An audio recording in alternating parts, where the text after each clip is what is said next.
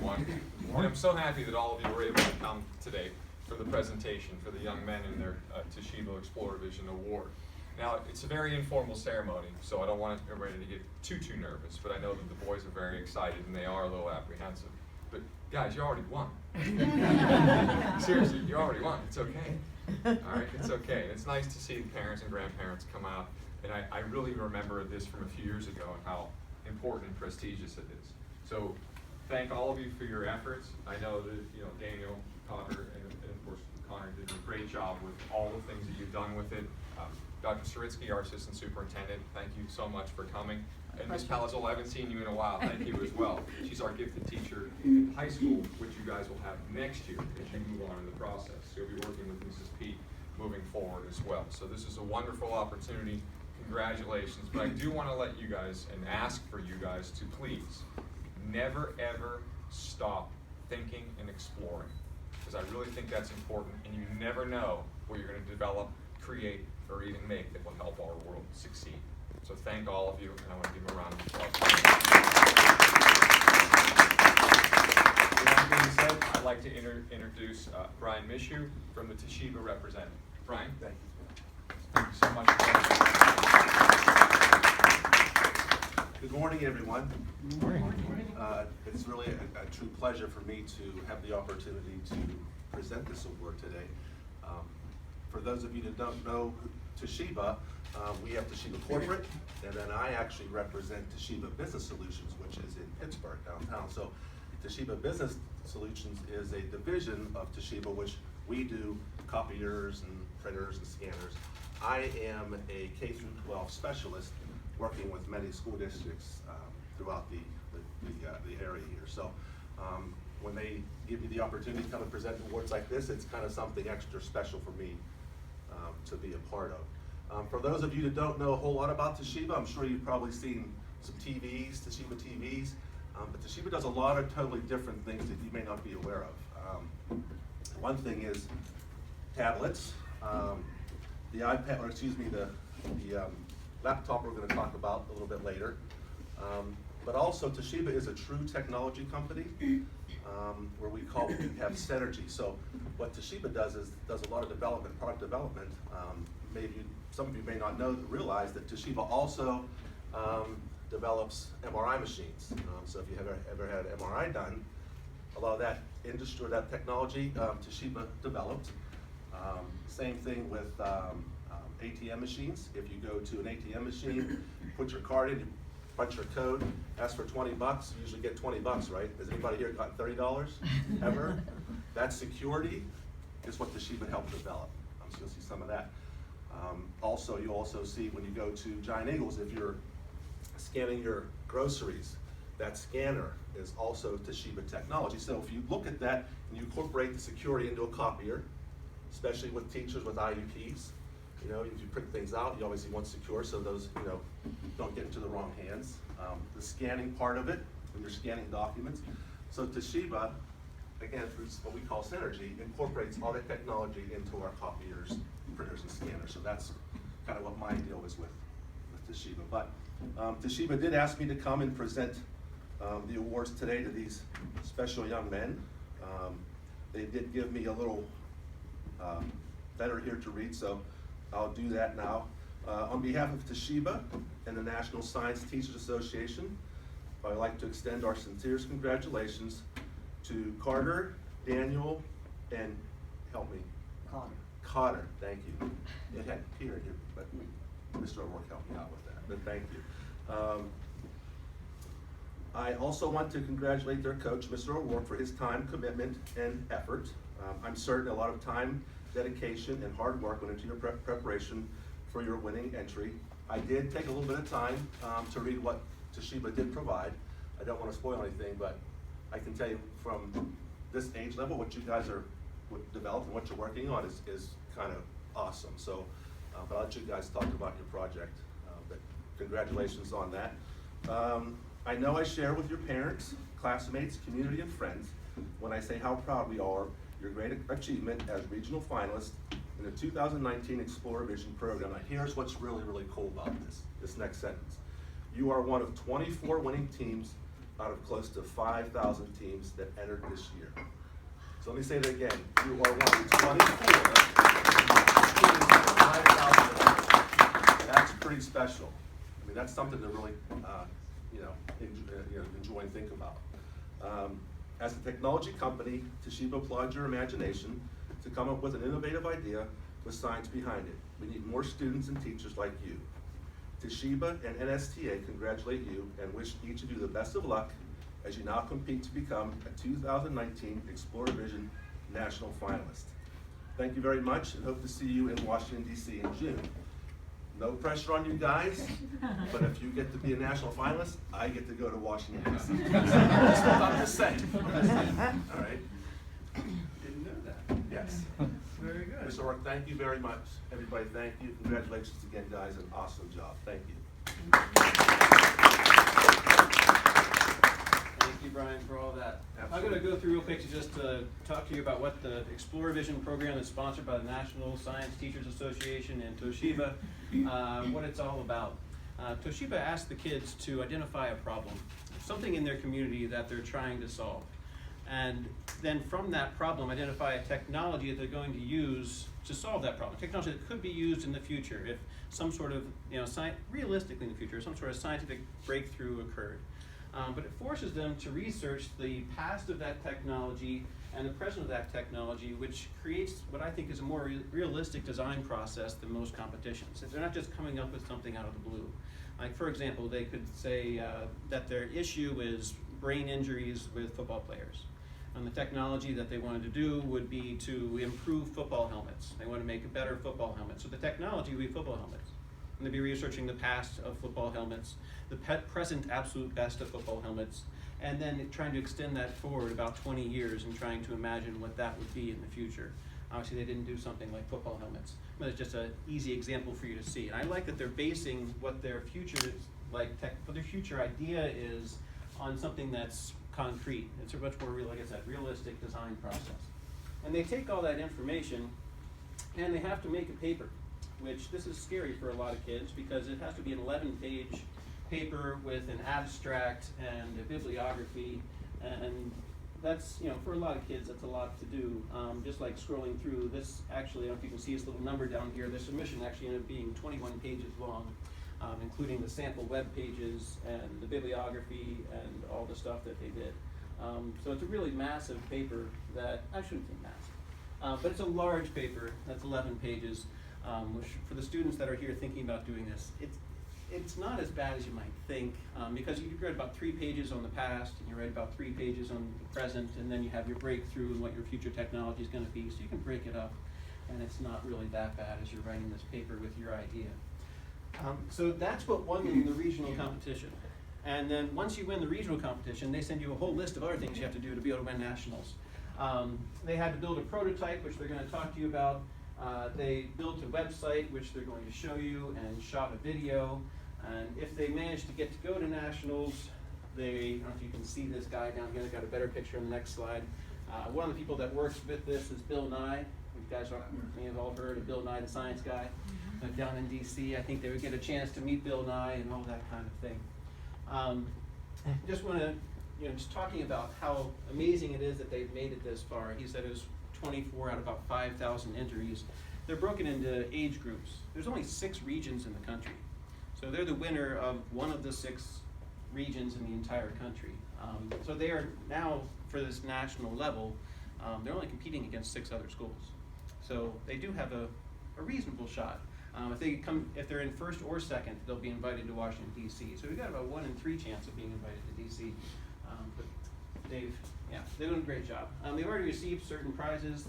Toshiba sent them this laptop, which they used some to help them make the websites, and we've got this banner and other things. And if they end up going to DC, they could, if they're going to get in first place, they get $10,000 savings bonds each. Second place, $5,000 savings bond each, and you get this all expense paid trip to DC where you do lots of fun things like meet Bill. So lots of good stuff.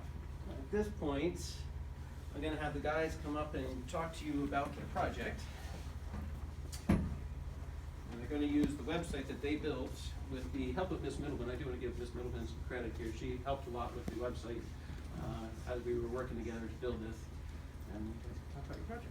So our project was CAD-PS, Coronary Artery Disease Prevention System, and the major problem that we are trying to solve through our project is coronary artery disease. And coronary artery disease is the most common type of cardiovascular disease, and cardiovascular diseases in general make up about 1/4 of all deaths in the US.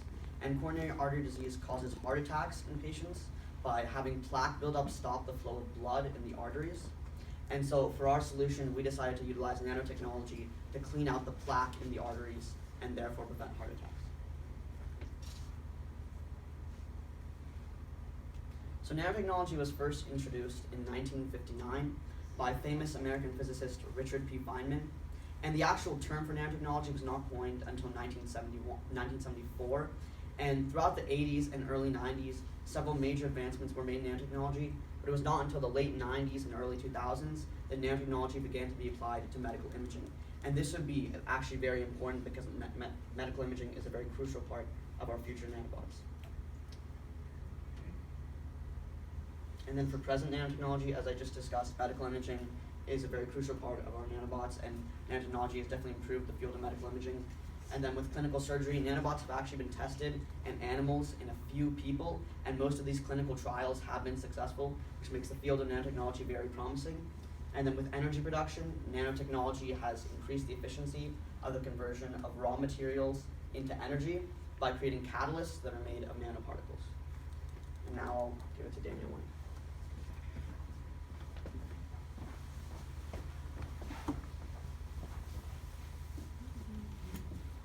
Alright, so power efficiency was a major component of our nanobots, and our nanobots needed a stable, reliable source of energy, and so the most effective solution would be to have our nanobots be directly powered from the bloodstream.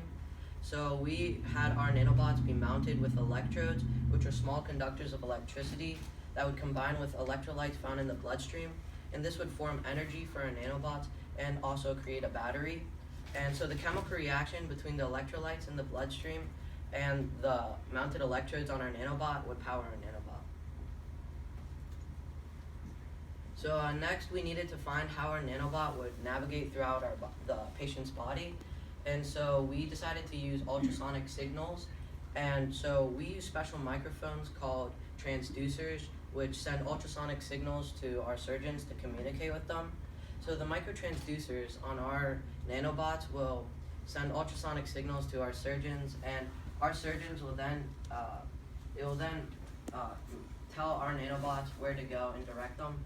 And so in order to do this, they need a 3D image scanner of our patient's body. So before each surgery, they're going to scan our patient with a 3D image scanner to find where the nanobot can go from the injection to the exit. And so the most important aspect of our nanobots is the actual medical procedure and getting the nanobots inside of the patient's body. So we decided to first use a needle to inject the nanobots into our patient's veins. And once the nanobots get into the body, the surgeons won't have to control them throughout the entire period, because the nanobots will have a special coded algorithm that will direct them from the veins of the body to the coronary arteries. And once the nanobots are inside the coronary arteries, the surgeons will direct them to use their mechanical arms to scrape out the plaque inside of the bodies. And once the plaque is finished being collected and the arterial plaque is finished being collected, the nanobots will then leave the body through the bowel system.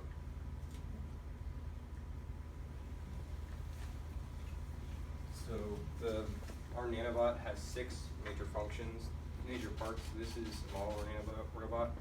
So there's obviously the body of the nanorobot. There's the electrode, which helps to power the nanobot. There's the microtransducer, with which the scientists communicate with the nanobot. There are the mechanical arms, which scrape the plaque off the cell walls into the opening. And then there is the propeller, which helps the nanobot navigate throughout the body.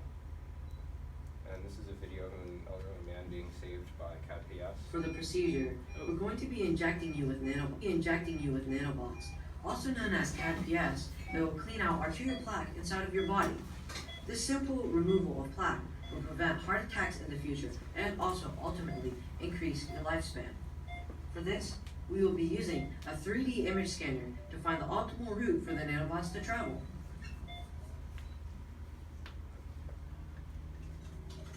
There seems to be a fair amount of plaque buildup in your chest, and let me check your neck, which is the most common place for plaque buildup.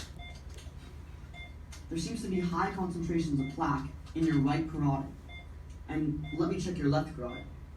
There seems to be some plaque in your left carotid as well. Okay, now we will be injecting the nanobots into your body. Wait. You're gonna be injecting me with that? Sir, you will feel minimum discomfort. You won't even feel a thing.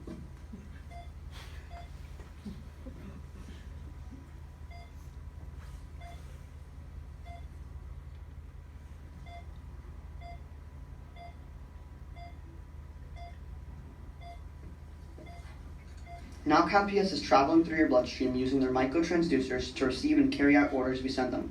Microtransducers utilize ultrasonic sound waves to communicate. These ultrasonic signals deliver directions for the nanobot. The nanobot uses its microtransducer to decode the ultrasonic message and carry out the orders. As they travel through the bloodstream, the nanobots will be powered by electrolytes that cause a chemical reaction with electrodes located on the nanobot's surface. The resulting chemical reaction will produce electricity. This will turn the electrode on the nanobot into a battery that continually powers the nanobot. The nanobots are now entering the arteries and scraping out the plaque using their mechanical arms and will store the plaque inside their bodies. Finally, the nanobots are now leaving the arteries and will exit the body through the bowel system.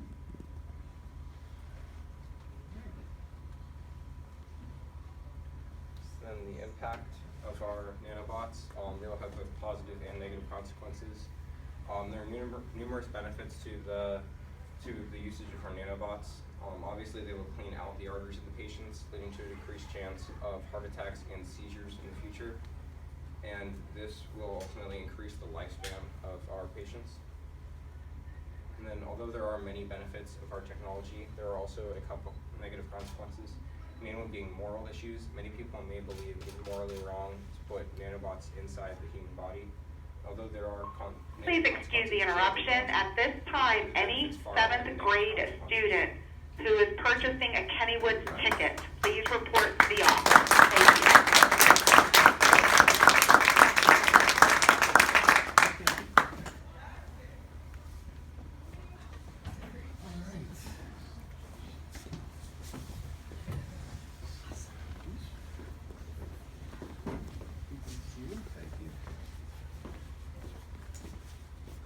As you can see, that's pretty impressive for this age group. Does everybody agree?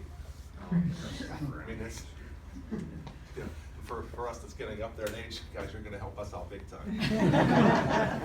That stuff. So, just want to say congratulations again. I mean, that's awesome stuff. And I know you guys put a lot of time and effort into it. Just your video alone was impressive. So, and your presentation skills at this age are unbelievable. So, again, after you go to college and, well, if you're looking for jobs, Toshiba's always looking for good people. So please come over. So, Ms. Short, would you like to help too? Sure. So we have these certificates. Oh, that one's for me.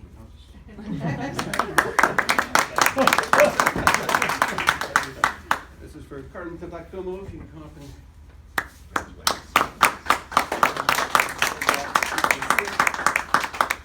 and for Daniel Wang.